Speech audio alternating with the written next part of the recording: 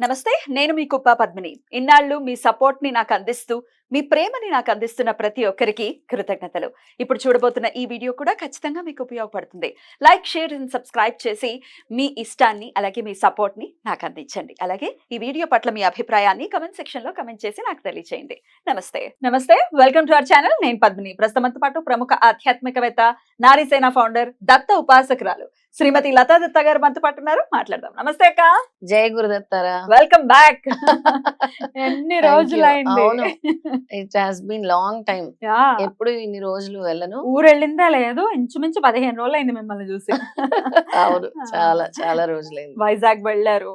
స్వామి దర్శనం అయింది విశేషంగా, అద్భుతంగా. చాలా బాగా. Thank you. అసలు చాలా చక్కగా స్వామి దర్శనం వైజాగ్ వెళ్ళినందుకు. సింహాద్రి అప్పన్న దర్శనం అయింది, పిఠాపురం దర్శనం అయింది, ఇద్దరు అవధూతల దర్శనాలు అయ్యాయి. చాలా ఆనందంగా ఉంది. లివింగ్ గురు దర్శనం అవ్వటం అని అంటే అది మామూలు విషయం కాదు. చాలా, అది కూడా నీకు ఇష్టమైన గురు, నీకు చాలా ఆత్మీయత ఉన్న గురు. అవునవును, మేము డివోటీస్, అందులో ఎటువంటి సందేహం లేదు. నీతోనే అడుగు పెట్టాలని అనుకున్నాను, కానీ ముందుగానే స్వామి చేసుకున్నారు. ముందుగానే పిలుచుకున్నారు. అది అసలు నాకు తెలియకుండానే.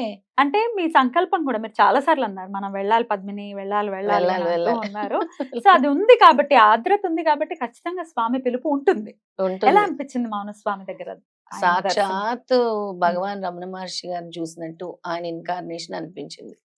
అసలు ఏవి కూడా ఆశించకుండా ఆయన ముఖంలోని చిరునవ్వు, తేజస్సు, అక్కడికి వెళ్ళిన తర్వాత ఎవరైనా ఖచ్చితంగా మారాల్సిందే.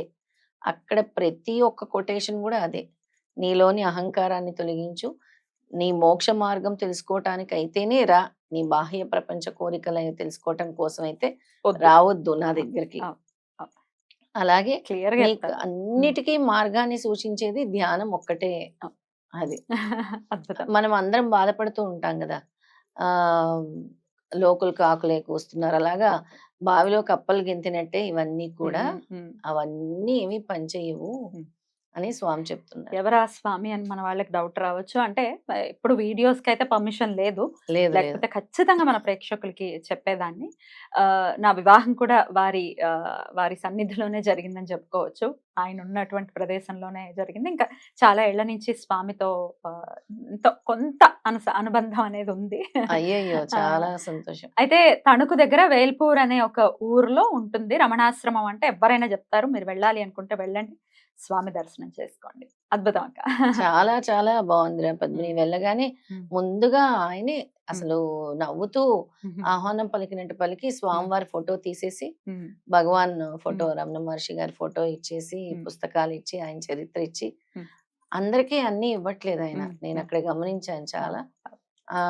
కొంతమందికి చిన్న చిన్న పుస్తకాలు, కొంతమందికి పెద్దవి, కొంతమందికి పట్టము, చాలా ఆప్యాయతగా ఆహ్వానించి, మళ్ళీ చాక్లెట్లు వెళ్ళిన ప్రతి ఒక్కరికి ప్రసాదం రూపంలో ఇస్తూ. అక్కడికి వెళ్ళిన తర్వాత ఖచ్చితంగా ఒక మాట చెప్పగలను, ప్రతి ఒక్క కర్మలు మాత్రము అంటారు కదా, మనం స్వామిని వెళ్ళి చూడగానే కూడా మన కర్మ నాశనము, మన పాపాలు కూడా ఆ స్పర్శ మాత్రం, అంటే పాదాలని తాకనివ్వరు, ఆయన కంటి చూపు వల్ల కూడా మన కర్మలు తొలుగుతాయి. ఆయన ఆరాలోకి వెళ్తున్నాం, ఆరాలోకి మామూలు విషయం కాదు. అవును, చాలా. ఏది ఒక్క పైసా ఆ ఆశ్రమం ఎక్స్పెక్ట్ చేయడం కానీ, ఎవరి నుంచి అయినా తీసుకోవటం కానీ జరగదు. వెళ్ళి పరిపూర్ణమైనటువంటి చైతన్యాన్ని పొందేటటువంటి ప్రదేశం అని ఖచ్చితంగా చెప్పొచ్చు. సాధన మార్గంలో ఉన్న వాళ్ళకి చాలా చాలా అనిపించింది. అంటే మనం చేస్తున్న ఈ సిద్ధమంగళ స్తోత్రంలో సిద్ధ పురుషుల దర్శన స్పర్శనాలంటే చాలా అసలు ఎంత బాగా అంటే, వెళ్ళిన ప్రతిసారి మన రెడ్ టీవీ సబ్స్క్రైబర్స్ ఇళ్లలోనే మనం పూజలు చేసాం విశాఖపట్నంలో. వెళ్ళి వస్తున్నప్పుడు కలిగింది అంటే, సిద్ధమంగళ స్తోత్రం చేయగానే ఎప్పుడు స్వామి ఇలా తీసుకెళ్తూ అద్భుతం. మరి ఇంతకీ వైజాగ్ లో ఎలా జరిగింది సిద్ధమంగళ స్తోత్రం? చాలా ఇళ్లలో కూడా చేసి ఉన్నారు కాబట్టి ఎట్లా జరిగాయి? చాలా అత్యద్భుతంగా జరిగింది పద్మిని. మన రెడ్ టీవీ సబ్స్క్రైబర్సే ఒకరు సింహాచలంలో, ఒకరు మనకి అక్కయ్యపాలెంలో, అలాగే సీతమ్మ దారిలో చేసాం మనము, ఎండాడ, ఈ 4 చోట్ల కూడా మనం చేసాం. చాలా చక్కగా జరిగింది. 3 సిద్ధమంగళ స్తోత్రాలు, 1 అనగాష్టమి పూజ కూడా మనం చేయటం జరిగింది. చాలా చాలా బాగా అనిపించింది. ప్రతి చోట కూడా వాళ్ళకి ఒకటే చెప్పాను, మేము వచ్చి చేసాము అని అంటే మీ సంకల్పం నెరవేరాలి, మీరు మాకు కాల్ చేసి చెప్పాలి. ఎందుకు అని అంటే మాకు ఆనందం అది, స్వామి వచ్చారు, ఇది జరిగింది, స్వామి ద్వారా ఈ స్తోత్ర పట్టం వల్ల ఇది జరిగింది అనే ఆనందము మాతో పంచుకుంటే మేము ఇంకా ఆనందంగా ఫీల్ అవుతాము అని. అలాగా చాలా మందికి కూడా మిరాకిల్స్ జరుగుతూనే ఉన్నాయి. Hmm. అంటే మాకు ఇది జరిగింది అది జరిగింది అని వెళ్ళిన చోటల్లా చెప్పడం కూడా జరుగుతుంది. Hmm. దానివల్ల ఇంకా ఇంకా ఆనందం అనిపించింది. సో 54 ఇళ్లలో కూడా సిద్ధమంగళ స్తోత్రాన్ని చెయ్యాలి అనే ఆ సంకల్పం చక్కగా నెరవేరుతోంది. చాలా చక్కగా నెరవేరుతుంది పద్మిని. దీనిలోని భాగంగానే ఇప్పుడు మనకి ఇంకొక వాళ్ళు కూడా అడిగారు, మనకి రెడ్ టీవీ సబ్స్క్రైబరే బెంగళూరులో చేయమని. బెంగళూరు ఎప్పుడు వెళ్తున్నారు? 16వ తారీఖు అని పాపం వాళ్ళు ఎప్పటి నుంచో అడుగుతున్నారు మనని. 16వ తారీఖు రమ్మని. మే 16? మే 16. ఓకే. మే 16 రమ్మని. ఓకే. ఎక్కడి నుంచి వస్తుంది మీకు ఇంత ఓపిక? బెంగళూరు అంటే ఓకింత పర్వాలేదు, కొంత ఎండలు ఏముండో చల్లగా ఉంటుంది, కానీ ఎక్కడికున్నా ఓకే ఐఎమ్ రెడీ అన్నట్టుగా. మన సంకల్పం అదే కదా, స్వామి ఎక్కడికి పిలిస్తే అంటే అక్కడ వాళ్ళు గురువు రావాలని కోరుకుంటే దత్తాత్రేయ స్వామి మా ఇంటికి రావాలి, లేదా ఈ స్తోత్ర పఠనం ఇక్కడ జరగాలి, మా కష్టం తీరాలి, మాకుండే సమస్యలు తీరడానికే స్వామి పంపిస్తున్నారనే భావంతో వాళ్ళు పిలుస్తున్నారు కాబట్టి ఖచ్చితంగా అదే భావంతో స్వామి పంపిస్తున్నారు అనుకుంటున్నా. అంటే మన వరకు వస్తే గనక పద్మిని మనం వెళ్ళి ఖచ్చితంగా అక్కడ మంచి జరిగేలాగే చేసొస్తున్నాం. మన వరకు అందకపోతే మనం ఏమీ చేయలేం. కాల్ మనకి రాకపోయినా అది కంప్లీట్ గా దత్తానుగ్రహం. నేను ఎన్నిసార్లు మాకు ఎన్నోసార్లు మేము ట్రై చేసాం మేడం, ఇప్పుడు కలిసింది అంటే అమ్మా మీకు ఇప్పుడు రాసి పెట్టుంది ఫోన్ కలవటం. ఏది ఎప్పుడు ఎలా జరగాలో అలాగే జరుగుతుంది. అలాగే జరుగుతుంది. తాపత్రయ పడినప్పటికీ కదా, అంతే తాపత్రయం పడి.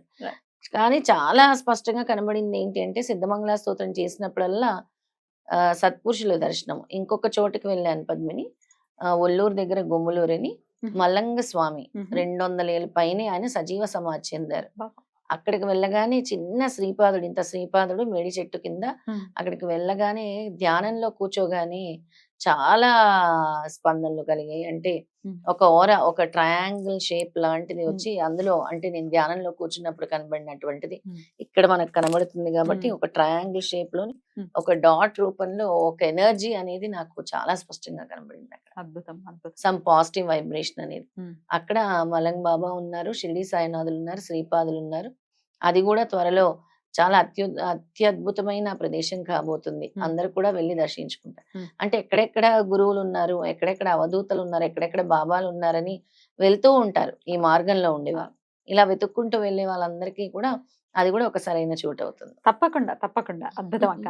మరి 16, 17, 18 తారీఖుల్లో లత గారు బెంగళూరులోనే ఉంటారు కాబట్టి మరి మీరు సిద్ధమంగళ స్తోత్రం మీ ఇంట్లో జరిపించుకోవాలి అనుకుంటే మేడం నంబర్ కి కాల్ చేసి రిజిస్టర్ చేసుకోవాల్సి ఉంటుంది ముందుగా. అంతేనాక? అంతే పద్మిని. ఎవరైనా సిద్ధమంగళ స్తోత్రం కావాలన్నా, అనగా స్వామి అనగా లక్ష్మి పూజ కావాలన్నా, అఖండ సప్తాహ సామూహిక గురుచరిత్ర పారాయణం కావాలన్నా కూడా మనకు కాంటాక్ట్ చేస్తే తప్పకుండా స్వామి పంపించినట్టు మనం వెళ్ళి వాళ్ళ సంకల్పం తీరేలాగా అక్కడ పూజ చేసి వస్తాం. అద్భుతంగా. స్వామి దర్శనం అయింది, చాలా చాలా సంతోషం. చక్కగా దర్శనం చేసుకున్నారు. అలాగే పిఠాపురంలో శ్రీపాదుల దర్శనం కూడా అయ్యింది, సింహాచలం అప్పన్న దర్శనం కూడా అయ్యింది. చాలా సంతోషం. సింహాద్రి అప్పన్న అయితే ఇంత రష్ ఉంది ఎలా, అంతా కూడా సర్వం దత్తార్పణం వస్తుంది. 100% ఆయన అనుగ్రహం ఆయనకే చెందాలి. ఆయనకే చెందాలి. థ్యాంక్ యూ అక్క, thank you so very much. నమస్తే. శ్రీపాదరాజం శరణం ప్రపద్యే. శ్రీ దత్తరాజం శరణం ప్రపద్యే.